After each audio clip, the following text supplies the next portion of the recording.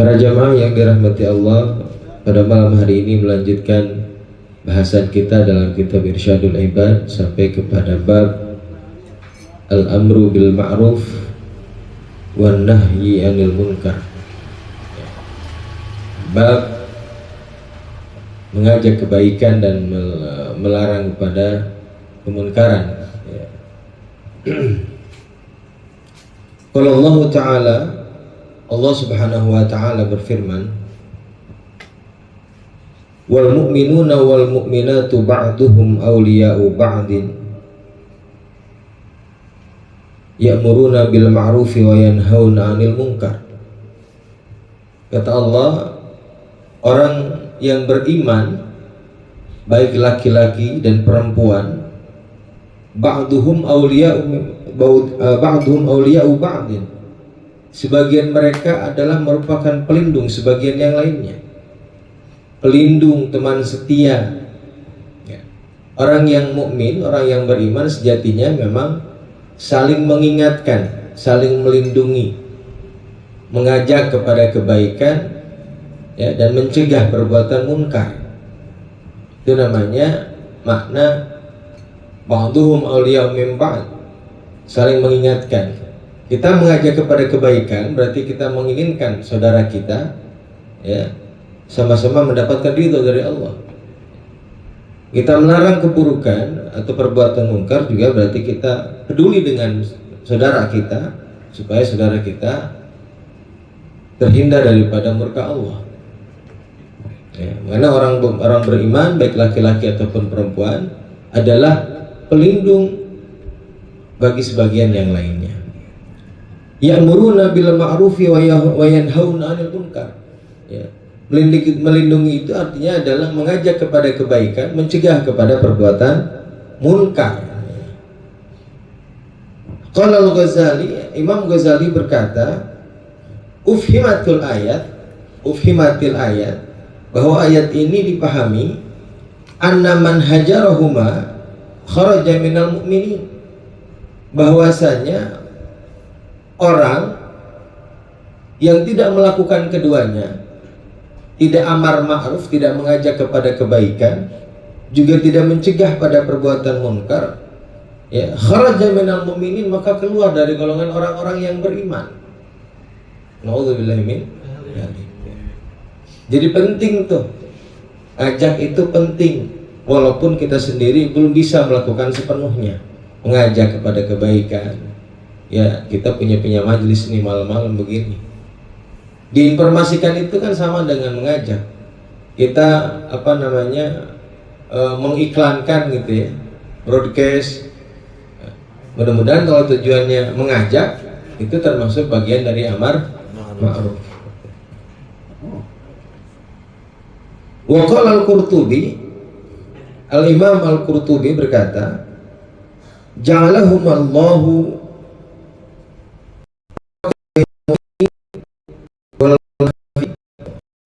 Imam Qurtubi, Allah telah menjadikan amar ma'ruf dan nahi munkar ini merupakan pembeda antara orang yang beriman dan orang yang munafik.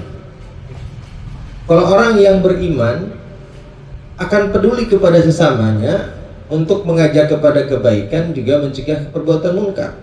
Sedangkan orang munafik adalah orang yang cuek, orang yang tidak peduli dengan itu. Jadi jangan salah kaprah kita menerjemahkan kalimat mencampuri urusan orang ketika mengajak kemunkaran, mengajak kebaikan, mencegah kemunkaran. Kalau kita kan kadang-kadang ngajak kebaikan, ngajak ngaji misalnya, atau ngajak apa saja yang bentuknya adalah perbuatan baik, atau misalnya ada orang yang melakukan perbuatan munkar di hadapan kita, lalu kita ingatkan, kan dianggapnya ngajarin lah, guruin, atau bisa jadi pengen tahu urusan orang gitu. Padahal itu adalah salah satu tanda bahwa kita ini adalah orang yang beriman. Perbuatan kita melarang kepada perbuatan yang buruk, mengajak kepada kebaikan, itu adalah tanda kita orang yang beriman. Cuek dengan itu, naudzubillahi min dzalik, berarti masuk kita kepada kategori orang yang munafik. Memang kudu peduli kita, kudu peduli. Yang nggak boleh adalah membicarakan personalnya. Misalnya kalau ada tetangga kita berbuat keburukan, orangnya mah jangan diomongin, jangan dibicarakan di mana-mana, gibah. Ya. Tapi perbuatan mungkarnya perlu kita ingatkan. Wa akhraja Muslimun an Abi Sa'id Al-Khudri. Berikutnya Imam Muslim meriwayatkan dari Abi Sa'id Al-Khudri, qala, beliau berkata, sami'tu Rasulullah sallallahu alaihi wasallam,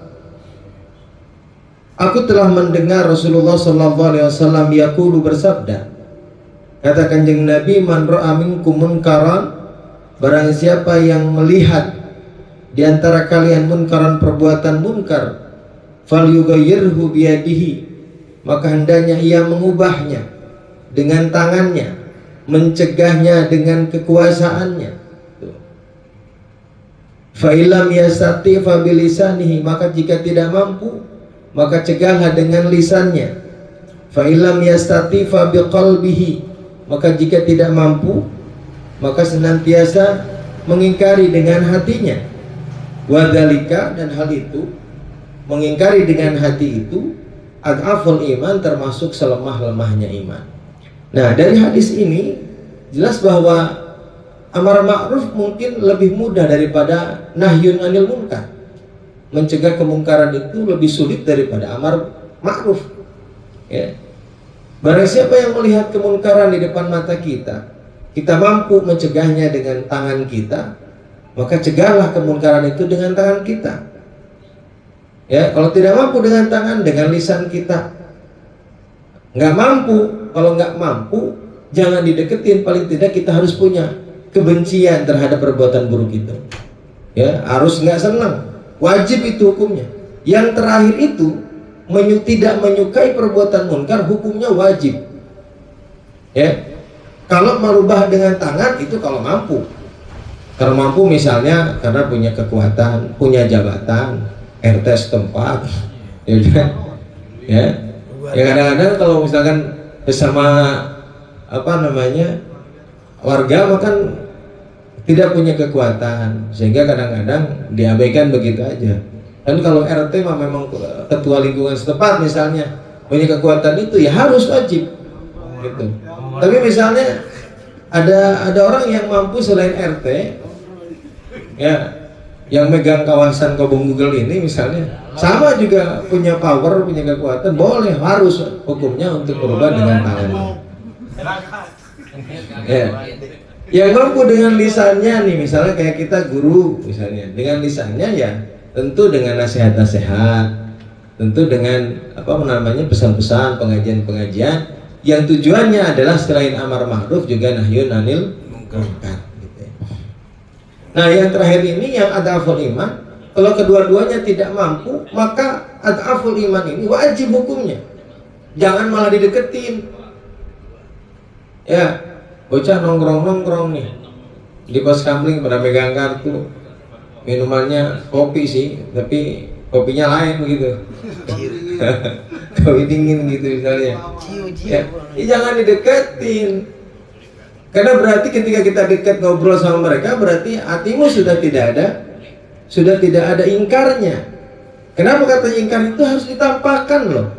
Kalau kita tidak mampu ditampakin, orang nih susah dirubah, diomongin nggak bisa.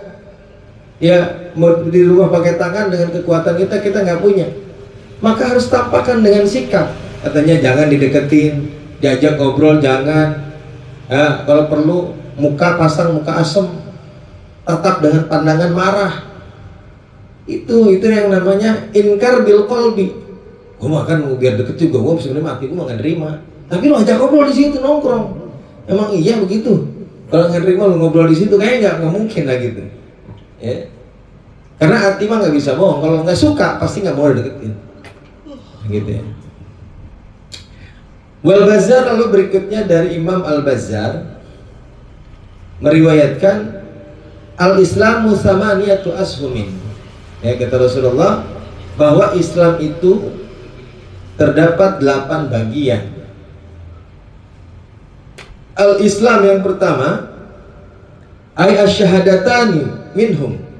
Bagian yang pertama adalah 2 kalimat syahadat. Wassalatu minhum, wassalatu sahmun. Kemudian yang kedua adalah mendirikan salat adalah bagian dari Islam. Wa zakatu sahmun, yang ketiga zakat. Wa shaumu sahmun, yang keempat berpuasa. Wa hajjul baiti sahmun. Kemudian yang kelima menunaikan ibadah haji.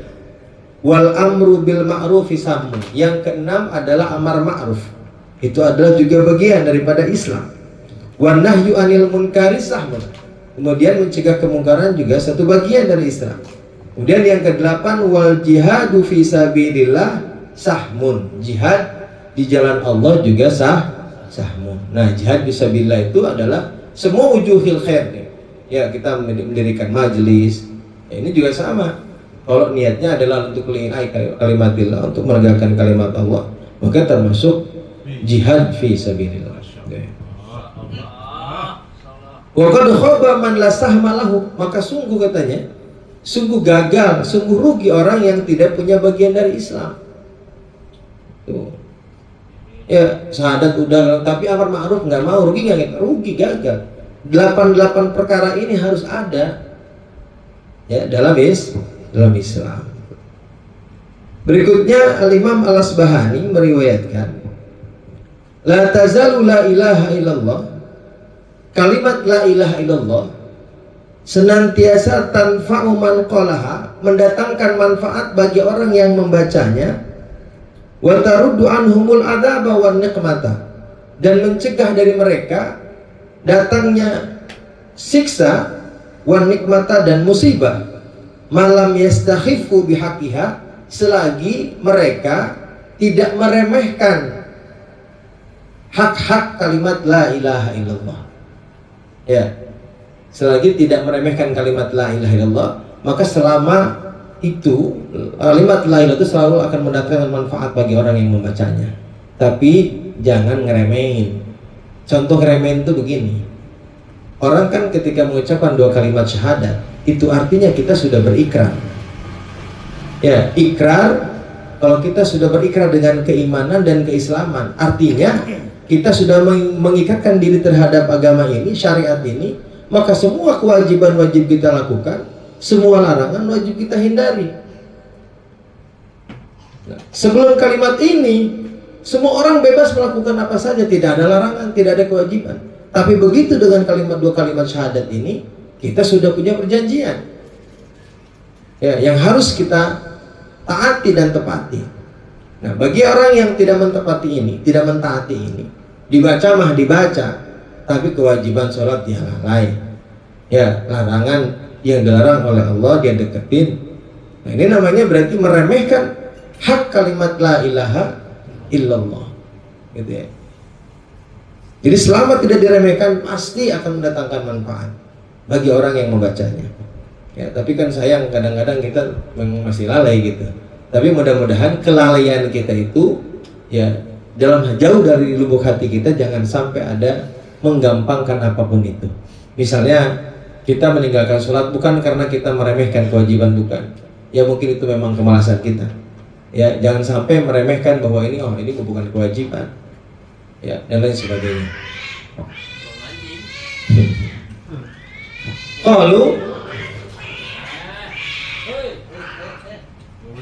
Qalu para sahabat bertanya, ya Rasulullah, wa mal istighfafu bihaqqiha. Ya Rasulullah, apa itu meremehkan dengan haknya lafaz la ilaha illallah? Qala, Rasulullah bersabda, yadharul amalu bima'asillah. Tampak katanya perbuatan-perbuatan maksiat kepada Allah, fala yunkiru wal yughayyir. Ya, di antara meremehkan hak kalimat Allah itu adalah ketika kita melihat tampak di mata kita ada perbuatan yang munkar, kita tidak mengingkarinya dan juga kita tidak merubahnya. Padahal jelas itu hadis sahih, man ra'a minkum munkaran falyughayyirhu biyadihi, dan seterusnya. Itu kan jelas. Nah, tentu sebetulnya kalau berkaca kepada hal ini, ya, dulu Habib Rizik itu sudah jelas itu mengambil jalan yang paling sulit dalam dakwah. yaitu nahyun anil munkar. Karena kan kalau amrun bil ma'ruf semua orang sudah ambil bagian. Orang mendirikan sekolah, orang mendirikan pondok, banyak di mana-mana sudah melakukan itu. Tapi orang yang mengikrarkan dirinya dengan siap nahyun anil munkar itu berat. Kenapa? Karena kan hadapannya itu betul-betul dengan orang-orang jahat istilahnya, orang-orang yang berani melakukan apa saja. Hadap-hadapan secara fisik. Ya sekarang kalau misalnya ada orang anak muda lagi berbuat seperti itu, kita tegur. Ya, jangankan pakai bahasa keras, bahasa halus kira-kira gimana? Ngelengit pasti. Itu sikap yang pertama pasti begitu. Ya, kalau kita tidak punya kekuatan apa-apa, dia mungkin akan nunduk kalau merasa bahwa kita datang itu dengan siap menundukkannya, kan begitu. Makanya Habib Rizik dengan segala kesungguhan dalam bidang itu luar biasa. Karena sedikit sekali orang yang mampu menegakkan nahyun anil munkar, itu sedikit banget. Dari zaman dulu pun pasti menimbulkan pro dan menimbulkan kontra, udah pasti. Kalau pro ya ada juga pasti. Yang pro ada, tapi biasanya kontra paling banyak. Orang menganggap itu kekerasan dan lain sebagainya. Padahal memang yughayyiru biyadihi itu kan memang harus melakukan itu. Ya kan? Ya. Artinya harus melakukan tindakan yang preventif lah gitu ya kira-kira. Ya kalau dengan tangan berarti kan itu ya keras gitu ya. Ya keras. Tapi gini, kalau misalnya dakwah, ada satu kelompok misalnya yang berbuat munkar, kalau dakwah kita dengan lisan lebih mengena daripada dengan tangan, ya tentu dengan lisan lebih baik. Nah kita mengharapkan kalau dia omongin, kalau dikerasin dia pasti ngelawan. Tapi kalau diajak ngomong diskusi dan segala macam, dia pasti dengerin. Nah, berarti pakai diskusi, jangan pakai tangan. Tentu dalam hal ini pun, ya para ulama juga lentur menyikapi ini. Ya, ada kalanya perlu dengan menggunakan tangan, ada kalanya perlu menggunakan lisan. Ya, tergantung situasi dan kondisi yang ada pada saat itu. Gitu. Wahwa aidan, diriwayatkan dari Imam Al-Asbahani juga, ayuhan nas, kata Rasulullah, wahai manusia, muru bil ma'ruf, ya, perintahkanlah kebaikan atau ajaklah kebaikan, wanhau anil munkar, dan cegahlah kemunkaran, qabla an tad'ullaha, sebelum engkau meminta kepada Allah, sebelum engkau berdoa kepada Allah, fala yastajibu lakum, maka Allah tidak akan mengabulkan permintaan kalian. Sebelum kita berdoa minta kepada Allah, terlebih dahulu kita lakukan amar ma'ruf nahi munkar. Katanya kalau kita belum melakukan itu, Allah tidak akan mendengarkan doa kita. Ya. Wa qabla an tastaghfiruhu, dan sebelum engkau meminta ampun kepada Allah, fala yaghfir lakum, maka Allah tidak akan mengampuni kepada kalian. Innal amra bil ma'ruf, sesungguhnya amar ma'ruf, wan nahya anil munkari, dan mencegah perbuatan munkar, la yadfa'u rizqan, tidak akan menolak rizki, wala yaqrabu ajalan, wala yuqarribu ajalan, dan tidak akan mendekatkan ajal. Tuh. Kalau amar ma'ruf dan nahi munkar dilakukan, artinya amar ma'ruf dan nahi munkar ini akan mendekatkan rizki, juga akan menjauhkan ajal. Berarti menambah umur, manjangin umur. Ya. Kalau kita mau amar ma'ruf nahi munkar.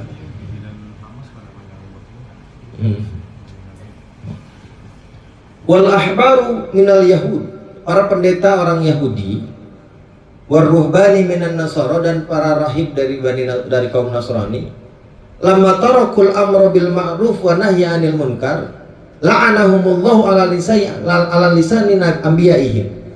Dulu katanya para pendetanya Yahudi dengan para rahibnya kaum Nasrani, mereka meninggalkan amar ma'ruf nahi munkar, tidak melakukan itu.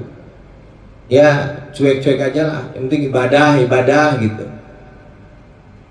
Apa yang terjadi? Allah melaknat mereka. ala lisani anbiyaihim, melalui lisan para nabinya. Summa bil balai, kemudian mereka ditimpakan, diliputi dengan bencana. Allah laknat mereka melalui lisan para nabinya, kemudian mereka diliputi oleh bencana. Maka paling banyak nabi dan rasul yang diutuskan kepada kaum Bani Israel, ya, orang-orang Yahudi dan kaum Nasrani. Tapi mereka, para rahibnya sendiri, meninggalkan itu, meninggalkan amar ma'ruf nahi munkar, sehingga Allah melaknat mereka dan Allah timpakan pada mereka musibah-musibah. Wa Abu Dawud, selanjutnya dari Imam Abu Dawud dan Imam At-Tirmidzi meriwayatkan, afdalul jihadi kalimatu haqqin inda sultanin jahil. Jihad yang paling utama adalah, katanya, menyampaikan kebenaran inda sultanin jair, kepada penguasa yang zalim. Nah, ini menyampaikan kalimat hak kepada sultanun jair, kepada penguasa yang zalim. Ini adalah jihad yang paling afdal. Memang disebut jihad paling afdal karena dari sejarahnya zaman dulu, ya, para ulama-ulama besar itu selalu bertentangan dengan para penguasa, karena sudah menjadi watak penguasa itu kan tidak mau ditentang, ya, sehingga yang menentang, bahkan para ulama pun sejarahnya kelam gitu. Banyak ulama-ulama yang dipenjarakan, bahkan tidak sedikit ulama yang mati di penjara gara-gara menentang penguasa. Nah, makanya ini jihad yang paling berat adalah menyampaikan kalimat yang benar, menyampaikan kebenaran kepada penguasa yang zalim, ya, karena memang ancamannya nyawa gitu, ya. Di Indonesia sendiri kita pernah dengar cerita Buya Hamka, bagaimana di zaman Soekarno, ya kan, sampai dipenjarakan oleh presiden yang pertama kita. Walaupun pada akhirnya ada cerita baik ketika presiden kita mengakui kesalahannya dan meminta, berwasiat kalau meninggal yang mengimamkan adalah Buya Hamka. Luar biasa. Warazin, berikutnya dari Imam Razin, anna rajula yata'allaqu birrajul yaumal qiyamati, bahwa sesungguhnya ada seorang laki-laki yata'allaqu birrajuli yaumal qiyamati, bergantung kepada seorang laki-laki yang lain yaumal qiyamati, pada hari kiamat. Wa huwa la ya'rifu, sedangkan dia tidak mengenalinya. Jadi ada seseorang, ya, megangin aja gitu, bergantung kepada orang lain padahal nggak kenal. Fayaqulu lahu, lalu si laki-laki ini bertanya, malaka ilayya wa ma baini wa bainaka ma'rifatun, ada apa denganmu kepadaku, sedangkan di antara kita ini tidak ada yang saling mengenal. Fayaqulu, lalu si laki-laki ini berkata, kunta tarani alal khoto'i wal munkari wala tanhani, dulu ketika di dunia engkau melihatku berbuat salah, berbuat dosa, berbuat munkar, dan engkau tidak mencegahku, katanya. Di dunia, waktu di dunia saya lagi berbuat munkar nih, dan kamu ngelihatnya, tapi kamu kok diam aja. Hari ini saya tuntut. Untuk bilang dari kamu, ya. Kita kan kalau lihat orang lagi munkar kan gimana ya? Takut kan? Gak enakan juga. Gak enak juga, takut juga, ya. Nah ini katanya nanti di yaumul qiyamah akan digandulin tuh, ya, sama orang yang dulu berbuat maksiat di dunia dan kita melihatnya dan kita tidak mencegahnya. Wasyaikhan, lalu yang berikutnya dari Imam Bukhari dan Muslim, yuja'u birrajuli yaumal qiyamati, ya, pada hari kiamat nanti akan didatangkan seorang laki-laki, fayulqa finnari, maka dia akan dilemparkan di api neraka, fatandaliqu aktabuhu, maka terburailah, katanya, usus-ususnya. Fayaduru biha, lalu dia mengelilingi dengan usus yang terburai itu, finnari, di neraka, kama yadurul himaru, seperti mengelilinginya himar, keledai, birohahu pada gilingan. Nih kalau di orang Arab itu zaman dulu tuh kalau gilingan itu biasanya yang muterin keledai. Jadi gilingan tradisional itu loh. Jadi keledai matanya dipakai kacamata kuda, jadi jalan aja muter aja di situ.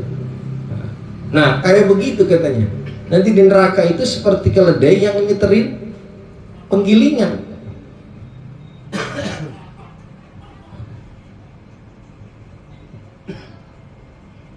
Fayastami ahlun nari alaih, kemudian penduduk neraka mengelilinginya, berkumpul kepadanya.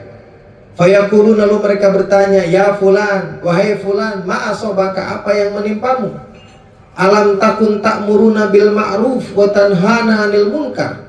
Bukankah dulu ketika di dunia engkau adalah orang yang mengajak kepada kebaikan, mencegah pada kemungkaran?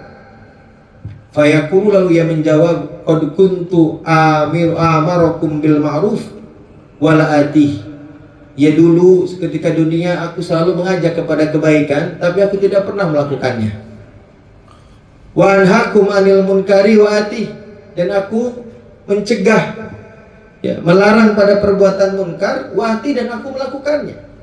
Ya, jadi ini model-model pendakwah yang menyerukan kebaikan tapi dia tidak melakukan, melarang pada perbuatan buruk tapi dia melakukan. Alhamdulillah.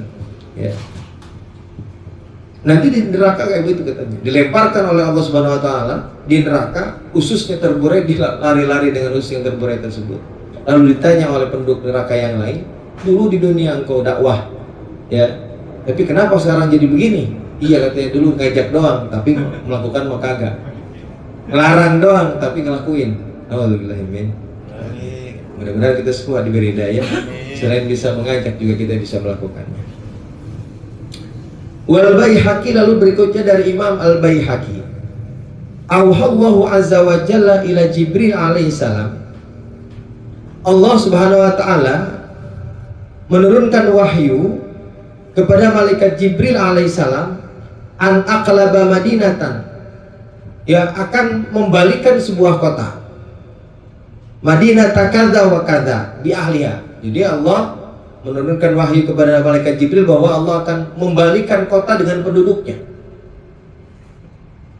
Akan diadab ini kota ini. Faqala, lalu malaikat Jibril bertanya, ya Rabb, wahai Tuhanku, inna fihim abduka fulanan lam ya'sika tarfata ainin. Ya Allah, sesungguhnya di antara penduduk itu ada hambamu yang taat, bahkan tidak pernah bermaksiat kepadamu sama sekali. Ya. Faqala aqlibha alaihi wa alaihim. Udah katanya, balikin aja, timpain aja kepadanya dan juga kepada mereka. Kenapa katanya? Fa inna wajhahu, karena sesungguhnya wajahnya si abid tersebut lam yatama'ar fi sa'atin qad, dia tidak pernah berubah menjadi marah untukku. Yatama'ar itu katanya maknanya ay taghayyar ghadbanan li ajli, karena wajahnya tidak pernah berubah marah karena aku atau untukku, fi sa'atin qad, sebentar aja, nggak pernah dia. Artinya berarti ini orang walaupun tidak pernah maksiat kepada Allah, tapi dia tidak pernah peduli dengan lingkungannya, nggak pernah ngajak kebaikan, nggak pernah juga mencegah orang melakukan perbuatan munkar, cuek aja. Dan orang melakukan perbuatan munkar dia pun nggak marah gitu. Maka di sini dikatakan iya, karena wajahnya tidak pernah marah karena perbuatan munkar kepadaku. Maka katanya udah timpain aja. Ya. Ya. Dan itu juga artinya berarti ya dulu ini Pak. Dulu ya, sebelum datangnya Rasulullah Sallallahu Alaihi Wasallam. Tapi juga bisa jadi kalau di kampung kita ini sudah naudzubillah min dzalik, andai kata di kampung kita ini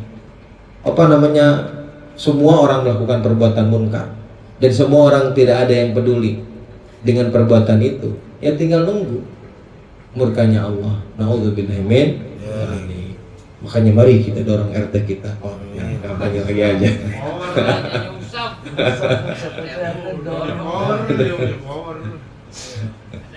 Bubarin.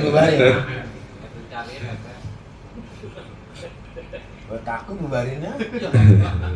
Yang udah-udah. Andi pengingat. Ilam ketahuilah annal amra biwajibati syar'i, bahwasanya memerintahkan atau mengajak dengan mentaati kewajiban dalam syariat, wan nahya an muharramatihi, dan melarang mencegah dari perbuatan yang diharamkan, wajibun ala kulli mukallafin min hurrin wa kinin wa dzakarin wa unsa.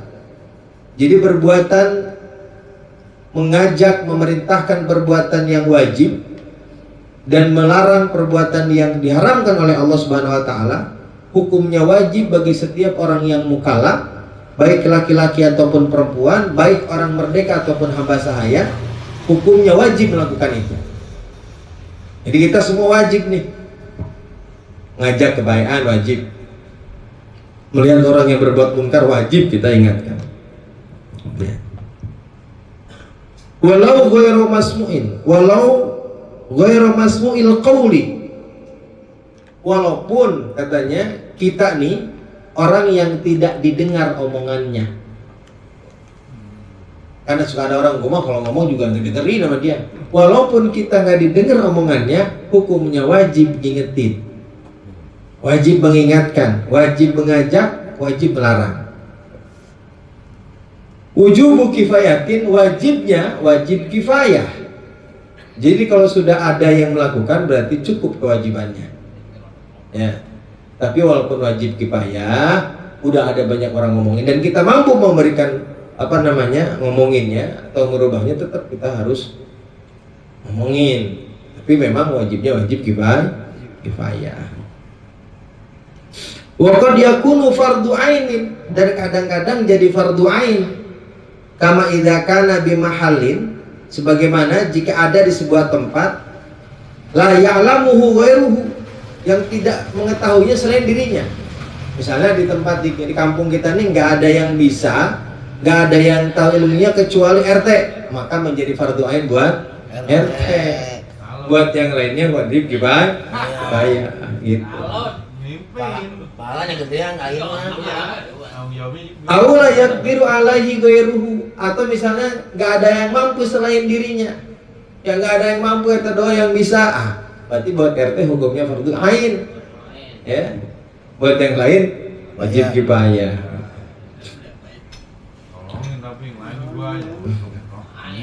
Wa annahu yunkiru bil yadi thumma in ajaza fa bil lisan. Maka kalau ada perbuatan munkar, maka hendaknya dicegah atau dirubah, dilarang dengan tangannya. Ya, tangan ini bisa dengan kekuasaannya, dengan jabatannya, dengan koneksinya. Misalnya nggak punya jabatan tapi teman-teman kawannya nih polisi misalnya gitu ya, atau aparat dan sebagainya, nggak bisa digunakan itu, berarti dengan tangan itu kategorinya. Jadi bisa dengan jabatannya, bisa dengan ya koleganya dan sebagainya. Sumain ajaza fa bil lisan. Kemudian kalau tidak mampu dengan tangannya, baru dengan lisannya. Ya. Falau qadara wahidun bil yadi wa akharun bil lisani ta'ayyana 'alal awal. Ya. Kalau kita mampu melakukan keduanya, ya, mampu melakukan dengan tangan, juga mampu dengan lisan. Makanya katanya kalau misalnya mampu kedua-duanya, maka wajib dengan tangan, karena lisan itu boleh kita gunakan kalau kita tidak mampu menggunakan tangan. Tuh. Illa ayyakun arruju' lidzil lisan aqrabu, kecuali katanya harapan untuk bisa merubah ini orang dengan lisan itu lebih dekat. Misalnya ini katanya kalau diomongin mah, diajak ngomong mah pasti orangnya dengerin, tapi kalau dilawan langsung sama orangnya, wah berat dah. Artinya harapan untuk dia kembali, harapan untuk dia bertobat, kalau dengan lisan lebih bisa diterima, maka dengan lisan gitu. Jadi berarti harus tahu kondisi juga, ya, situasional gitu ya.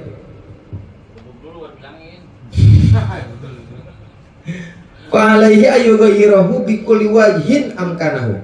Maka baginya mana ya? lewat dulu. Au annahu yarji'u lahu dhahiran wa batinan wala yarji'u lidil yadi illa dhahiran faqat. Atau misalnya gini, kalau dengan lisan dia bisa berubah secara zahir dan batinnya bisa berubah. Tapi kalau pakai tangan doang, zahirnya doang berubah, tapi batinnya emang nggak nerima. Nah gitu ya. Kadang-kadang kalau zaman sekarang mungkin banyak kan begitu ya. Kalau diomongin pelan-pelan, orang bisa berubah. Bukan cuma bisa berubah secara zahir, tapi kadang juga hatinya tersentuh. Tapi kalau pakai tangan kan kebanyakan orang cuma berubah zahirnya aja karena takut. Ya kan? Karena takut. Tapi kan batinnya mah tetap banyak yang nggak terima. Gitu ya. Nah, kalau begini berarti dengan lisan afdal. Dengan lisan lebih diutamakan. Illa dhahiran faqat fayata'ayyanu ala lisan, maka berarti wajib menggunakan lisan. Fa'alaihi ayyughayyirahu bikulli wajhin amkanahu, maka wajib kepada setiap orang untuk bisa melakukan amar ma'ruf nahi munkar ini dengan cara apa saja yang dia bisa, ya, dengan tangan, dengan lisan, dan juga dengan hati apabila tidak mampu. Fala yakfi al-wa'dhu mimman amkanahu izalatuhu bil yadi, ya. Maka tidak cukup katanya melakukan nasihat saja dari orang yang mampu melakukannya dengan tangan. Tuh. Berarti kalau yang mampu dengan tangan, lisan aja, ngomong aja berarti gak cukup, harus pakai tangan. Wala karohatal qalbi liman qadara 'ala nahyi bil lisan. Dan bagi orang yang mampu dengan lisannya, maka benci dengan hatinya saja nggak cukup. Kenapa? Karena benci dengan hatinya saja itu bagi mereka yang ada iman, ya, yang pakai tangan nggak bisa, pakai lisan nggak bisa, maka dengan hati. Tapi selama masih bisa dengan tangan atau dengan lisan, nggak cukup cuma pakai hati. Wala yakfi inkarul qalbi, maka baginya tidak cukup inkar hatinya saja. Fa'in ajaza anil inkari bilisan, apabila dia tidak mampu mengingkarinya dengan lisan atau mencegahnya dengan lisan, aula mifdi wa qadara ala ta'bis wal hajar wan nadhari sazaran lazimahu dzalik. Kalau tidak mampu merubahnya dengan lisan, katanya, maka katanya wa qadara ala ta'bis lazimahu dzalik.